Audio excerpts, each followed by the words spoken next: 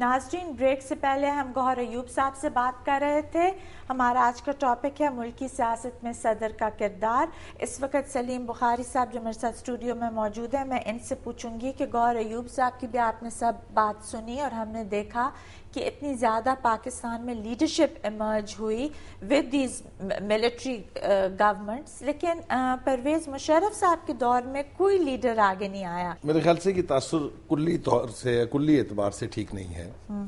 مشرف صاحب کا جو 8 سال کا دور ہم دیکھتے ہیں، ہاں جی، اس میں ایک تو وہ سیاسی ایلیمنٹس تھے جو اس کے گرد جمع تھے، جس کے ساتھ حکومت کو چلایا جا رہا تھا جی، لیکن ان کے اگینسٹ تحریک جو ہے جی، وہ پیپلز پارٹی اور نواز شریف کی صورت میں مسلسل رہی ہے.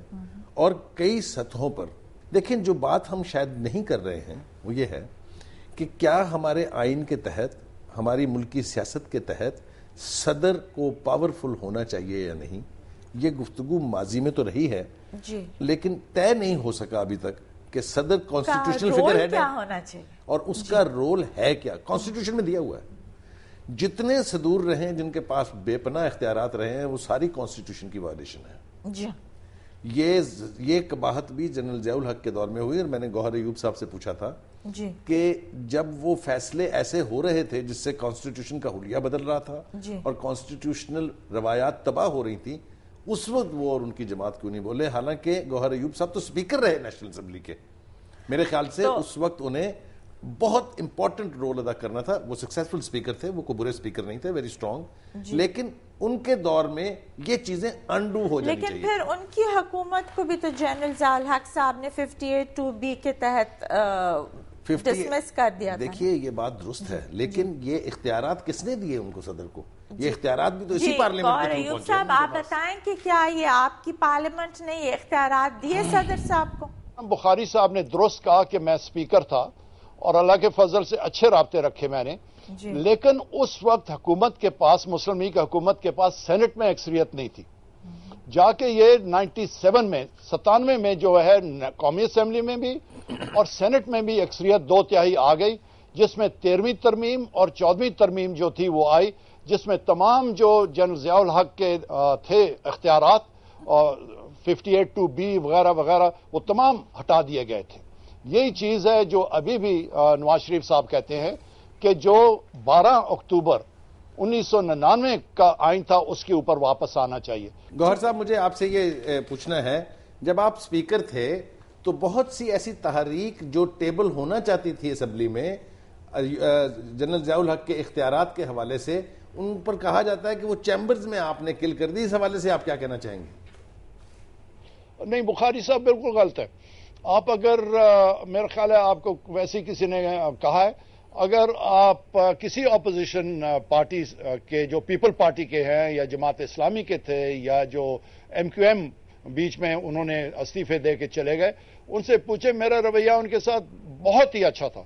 یہاں تک اچھا تھا کہ مجھے مرحوم پریزیڈنٹ غلام اسحاق خان وہ اعتراض کرتے تھے اور ہمارے پرائم منسٹر بھی کبھی کبھی کہتے تھے کہ آپ بہت سافٹ ہیں اپوزیشن کے اوپر. تو آپ کیا سمجھتے ہیں کہ اس وقت پریزیڈنٹ کا کیا رول ہونا چاہیے in a democratic set up like today, اگر ہم اپنی انسٹیٹیوشنز کو اسٹرانگ کر رہے ہیں اور اب ہم ڈیموکریسی کی طرف جانے کی کوشش کر رہے ہیں؟ دیکھیے، اس وقت تو صورتحال انتہائی گمبھیر ہے.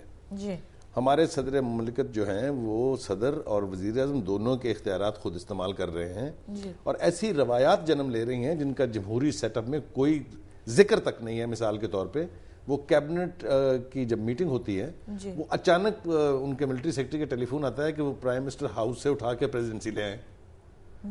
یہ تو کبھی نہیں ہوا. یہ کہیں نہیں ہوا. جتنی ہائی لیول بریفنگز ہیں وہ وہاں ہوتی ہیں. میں آپ کو آج ایک بدترین مثال دیتا ہوں کہ بلاول بھٹو، جس کی کوئی سرکاری حیثیت نہیں ہے، انہوں نے لاڑکانے میں ایک حکم جاری کیا ہے کہ سوئی گیس کے اتنے بندوں کو بحال کر دینے کے احکامات جاری. Who is he? He is nobody. Similarly, جو کچھ ہمارے صدر مملکت روایات اس وقت ڈال رہے ہیں، ماضی پہ نظر اٹھا کے دیکھیں، کبھی ایسا نہیں ہوا. اور آپ تو تناؤ کی بات کر رہے ہیں، میں سمجھتا ہوں باقاعدہ فساد ہے آپس میں.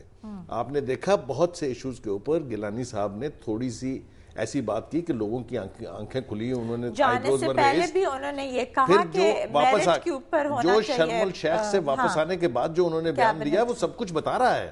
وہ کہہ رہے ہیں کہ نہ یہ نظام پارلیمانی ہے نہ یہ پریزیڈنشل ہے, کھچڑی پکی ہوئی ہے. ایک ملک کا وزیر اعظم جو حکومت چلا رہا ہے, اگر اس کا بیان یہ ہے تو آپ خود ہی اندازہ لگا لیجئے کہ صدارت ایوان صدر میں کیا ہو رہا ہے. جی, تو پھر آپ کیا سمجھتے ہیں, پھر یہ تو پھر ایک اور ملٹری رول کے لیے ہم راستہ کھول رہے ہیں. پھر ہم کیوں یہ کہتے ہیں کہ ہم تو صرف جمہوریت چاہتے ہیں, پھر ہمارے حکمران تو جمہوریت نہیں چاہتے؟ میں نے ہمیشہ یہ کہا ہے نا, اور میں پھر یہ اسٹرانگلی کہنا چاہتا ہوں کہ ملٹری ڈکٹیٹرز کے اپنے ایڈونچرز اپنی جگہ, لیکن ہر دفعہ جب ملٹری ڈکٹیٹر آیا ہے the fault has been in the politicians. وہ اتنا ابیوز کر دیتے ہیں جمہوری اختیارات کو کہ ان کے لیے گنجائش بن جاتی ہے اور وہ آ کے آرام سے بیٹھ جاتے ہیں اور عوام ویلکم کرتے ہیں ان کو. تھوڑی دیر کے لیے تو ویلکم کرتے ہیں. بہت بدقسمتی کی بات ہے, کوئی اچھی بات نہیں ہے. بالکل بہت بری بات. لیکن اس وقت جو کچھ ہم دیکھتے ہیں پریزیڈنسی میں یا ایوان صدر میں یا زرداری صاحب کی صورت میں, جس طرح کے فیصلے وہ کر رہے ہیں, جس طرح وہ کنڈکٹ کر رہے ہیں پریزیڈنسی کو, میرا نہیں خیال کہ یہ کوئی ہیلدی روایت ہے. گوہر ایوب صاحب, میں آپ سے یہ پوچھنا چاہوں گی, پاکستان کے صدر کا کیا رول ہونا چاہیے؟ پریزیڈنٹ کا رول یہاں ابھی جو ہے یہ تقریباً فرانس کے آئین کے اور طرز حکومت کی طرف ہو گیا, جہاں پریزیڈنٹ کے اختیار زیادہ, پرائم منسٹر کا نام بھی نہیں پتا ہوتا کون ہے. اور یہاں یہ ہے کہ پارلیمانی سسٹم ہے. گو میں یہ بتا دوں آپ کو کہ قائد اعظم نے اپنی نوٹ بک کے اوپر 10 جولائی 1947 میں لکھا تھا فیوچر کانسٹیٹیوشن آف پاکستان. بڑی باریک ان کی لکھائی ہوتی تھی. فیوچر کانسٹیٹیوشن آف پاکستان, آئندہ کے آئین کیا ہوگا اس کو انڈر لائن کیا. نمبر 1 لکھتے ہیں پارلیمنٹری فارم آف گورنمنٹ. پھر اس کو لائن لے کے سائڈ پہ بریکٹ پیرا میں لکھتے ہیں it has succeeded in Britain alone nowhere else, کہ صرف برطانیہ میں کامیاب ہوا ہے اور کہیں نہیں.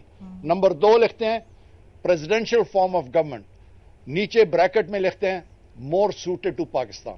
یہ 10 جولائی 1947 قائد اعظم کے اپنے ہاتھ کی لکھے ہوئے آبزرویشنز ہیں.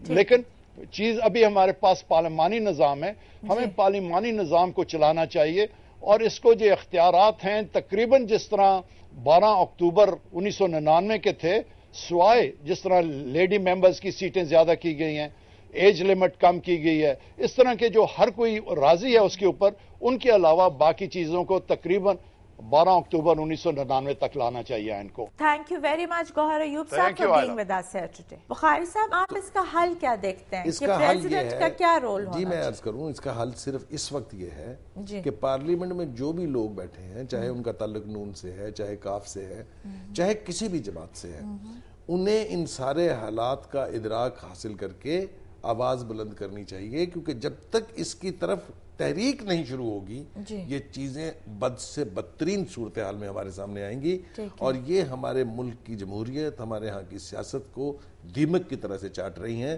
اور میں پھر بتا رہا ہوں کہ بات ہونی شروع ہو گئی ہے کہ جس طرف اس وقت کی حکومت جناب آصف زرداری کے تحت جا رہی ہے, تیسری قوت کے آنے کا راستہ جو ہے وہ ہموار ہو رہا ہے, اور کسی ایک دن ہماری آنکھ صبح کھلے گی تو ہم دیکھیں گے کہ پھر ایک فوجی ڈکٹیٹر ہم پر مسلط ہو گیا. Thank you very much Saleem Bukhari صاحب for being with us today. آپ کا بہت شکریہ. یہاں پر ہم لیں گے ایک بریک کے بعد ملتے ہیں, ہمارے ساتھ رہے گا.